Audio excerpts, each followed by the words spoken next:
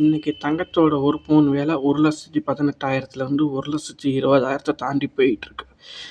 செய்தியில் பார்க்கும்போது நமக்கு ஒரு பக்கம் சந்தோஷமாகவும் இருக்கும், ஒரு பக்கம் பயமாகவும் இருக்கும். ஏன்னா நம்மக்கிட்டே இருக்கிற நகையோட மதிப்பு ரேட்டு ஏறிட்டே இருக்குன்னு ஒரு பக்கம் சந்தோஷம். நம்ம புதுசாக நகை வாங்கும்போது இதை வாங்க முடியுமா, நம்மளால் எப்படி முடியும், இதெல்லாம் தங்கத்தில் இன்வெஸ்ட் பண்ண முடியுமா, முதலீடு செய்ய முடியுமான்னு ஒரு பக்கம் பயமாக இருக்கும். ஏன் இந்த மிடில் கிளாஸ் வாழ்க்கையில் இவ்வளோ பெரிய தாக்கத்தை ஏற்படுத்துது, இதை பற்றி இன்னைக்கு அன்ஃபில்டரான காரணங்களை கொஞ்சம் சிம்பிளாக எளிமையாக சொல்கிறேன். வாங்க வீடியோக்குள்ளே போகலாம்.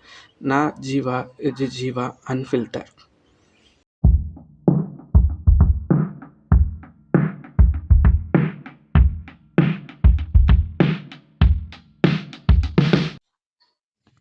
ஏன் தங்கத்தோட விலை மட்டும் ஏறிக்கிட்டே போயிட்டே இருக்கு, ஏன் குறையவே மாட்டேங்குது? தங்க விலை ஏறுது ரொம்ப சிம்பிளா சொல்லணும்னா, உலகத்துல எங்க போர் நடந்தாலும் இல்ல பொருளாதாரம் சரியில்லைனாலும் பெரிய முதலீட்டாளர்கள் எல்லாரும் பணத்தை எடுத்து வந்து தங்கத்துல முதலீடு பண்ணுவாங்க. ஏன்னா மற்ற எல்லாமே சரிஞ்சாலும் தங்கம் மட்டும் என்னைக்குமே அழியாது. இதனால டிமாண்ட் அதிகமா போயிட்டே இருக்கே தவிர அதோட டிமாண்ட் குறைஞ்ச மாதிரி தெரியல. எல்லாத்துக்கும் மேல தங்கம் ஒரு பாதுகாப்பு அரணா திகழுது. ஒரு அவசர தேவைக்காக நகையை அடகு வைக்கிறதுக்கோ, ஒரு நடுத்தர வர்க்க குடும்பத்துக்கு தங்கம் வெறும் அழகு பொருள் மட்டும் கிடையாது. இது அவங்களோட செகண்ட் இன்கம்னு சொல்லலாம், இல்லைன்னா எமர்ஜென்சி ஃபண்டுன்னு கூட சொல்லலாம்.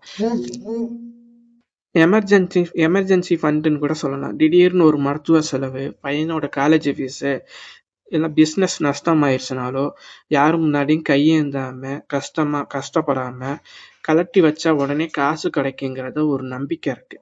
நம்ம வீட்டு தங்கம் தான் இதனாலதான் நம்ம மிடில் கிளாஸ் மக்கள் மற்ற முதலீடை விட தங்கத்தை அதிகமா நம்புறாங்க.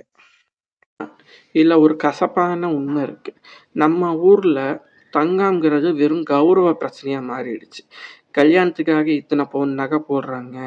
இன்னைக்கு பல மிடில் கிளாஸ் குடும்பங்களை தங்கம் கடனாளி ஆக்குறதை தவிர அவங்கள முதலீடாகவும் முதலாளியாகவும் ஆக்குறது கிடையாது.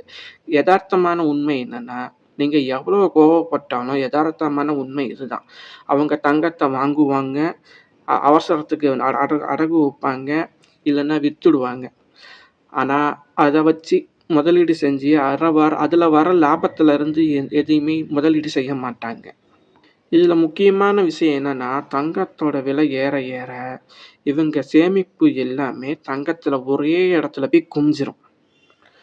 இதனால மற்ற முதலீடுகளான நிலம், இல்லைன்னா மியூச்சுவல் ஃபண்டு, பங்குகள் வாங்குறது, இது எதுவுமே அவங்களால செய்ய முடியறதில்ல.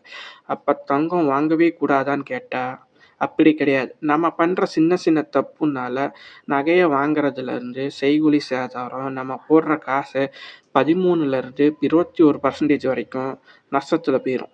நீங்க முதலீடா நினைச்சீங்கன்னா கோல்டு காயின்ஸாவோ பேசிக் டிசைன்ஸ் உள்ள நகைகளாக மட்டும்தான் வாங்கணும். ஆடம்பரத்தை நோக்கி தங்கத்தை நோக்கி போகும்போது ஆடம்பரமான கல் வச்ச நகை, இந்த மாதிரி கலரான டிசைன் செஞ்ச நகையெல்லாம் நீங்க வாங்குனீங்கன்னா உங்க அவசர காலத்துக்கு அது உதவாம போயிடும்.